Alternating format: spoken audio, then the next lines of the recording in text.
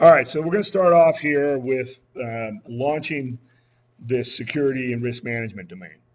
This is the cornerstone or the foundation of information security.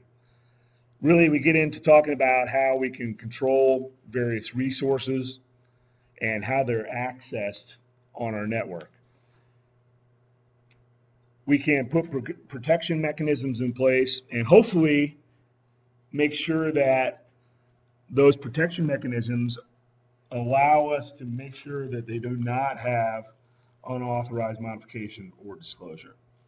So there's a few different types of access control that we can put in place with security and risk management, and they are technical, physical, and administrative in nature.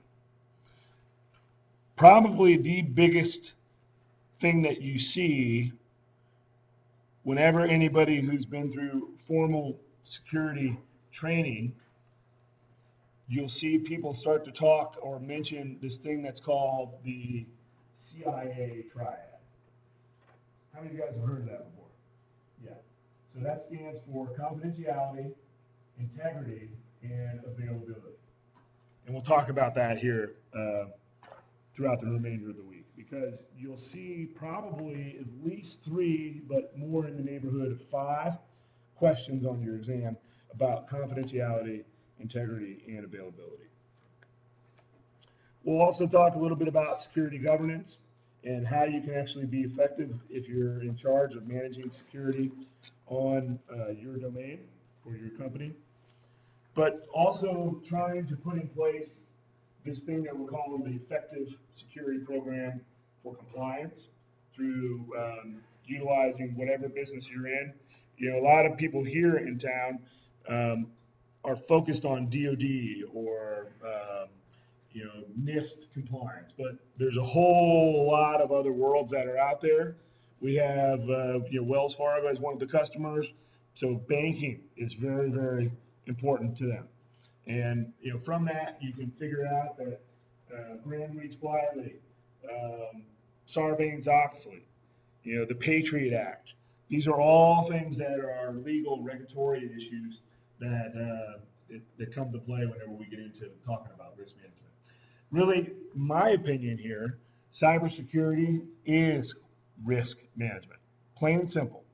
Plain and simple. You figure out what your vulnerabilities are. You figure out what the threats associated are, and then that's how you can come up with what the risks are for that. So we're going to get into very, very quickly here a simple and somewhat naive approach of trying to figure out what these various types of applied security controls to the CIA Triad are here very, very quickly with a couple of slides. So a few other things that we'll talk about here. We'll get into disaster recovery, also talk a little bit about threat modeling and other various types of security awareness training, and some different strategies you can employ at your corporation. So here is the CIA Triad: confidentiality, integrity, and availability. I would ask you to think about, if you are, for your corporation, which of these is the most important? Well, let's just give you some examples here. Let's say that you are Amazon. What would be the most important of these 3 to you if you're Amazon? Availability, right? I mean, think about Amazon and how they have completely taken over anything and everything that we do on the internet. I think about Amazon, and last year around Christmas time, how post facto they were pulling back all the numbers on who did what during the Christmas time.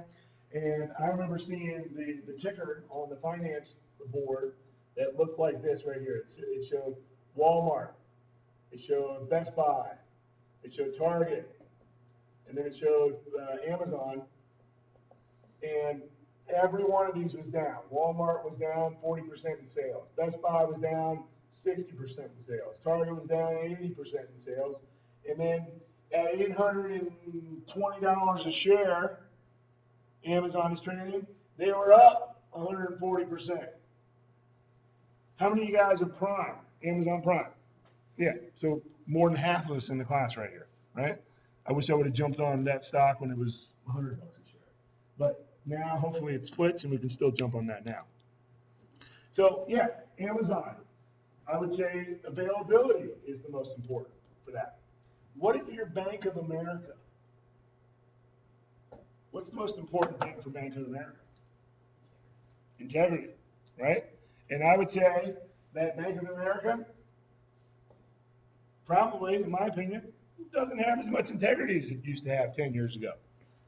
You know, they were giving out all sorts of balloon loans.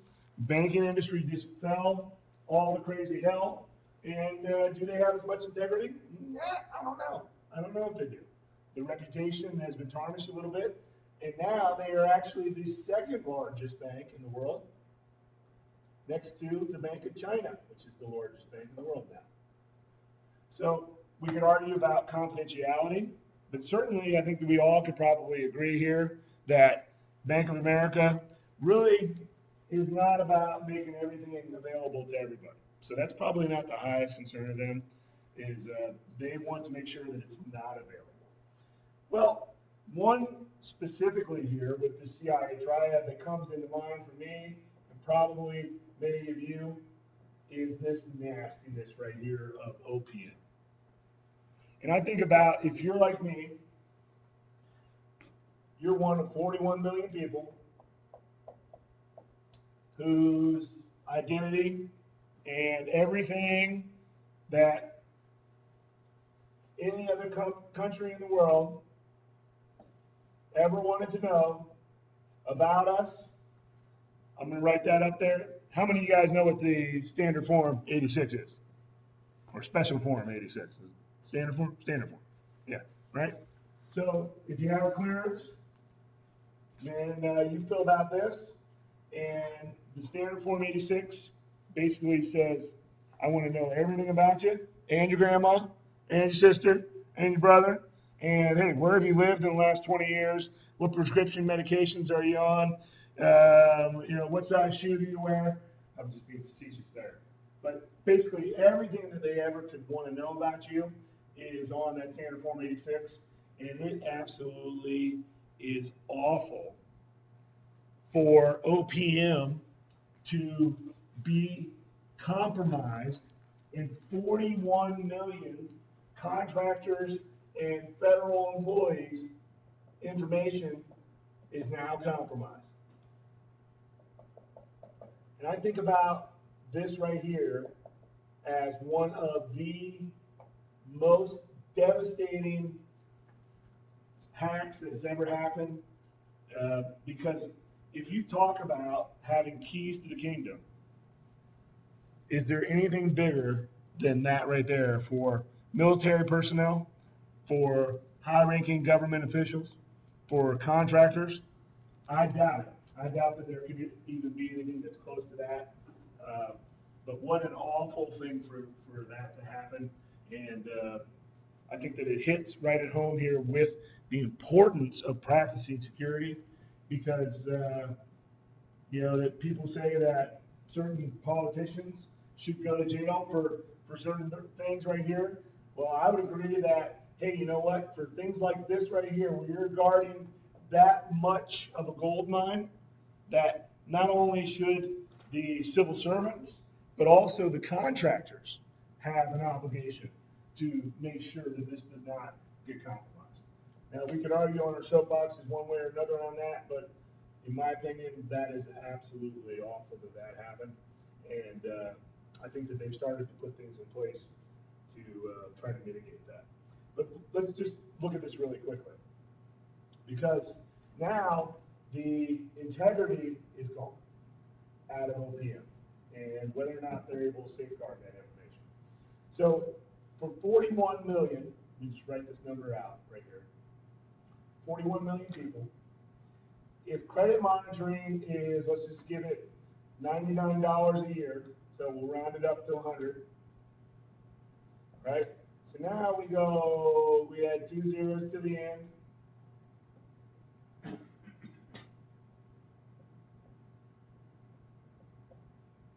And then we'll multiply it by 3.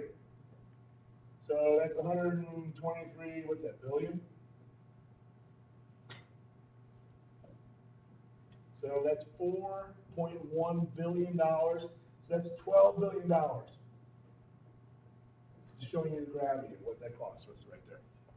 Us being the taxpayers. Because what did they offer after that happened? 3 years of credit monitoring service. Doesn't that suck? That we're going to have to pay for that now because OPM or any government contract that's out there didn't want to put the investment in a $40,000 to $50,000 vulnerability assessment or penetration test.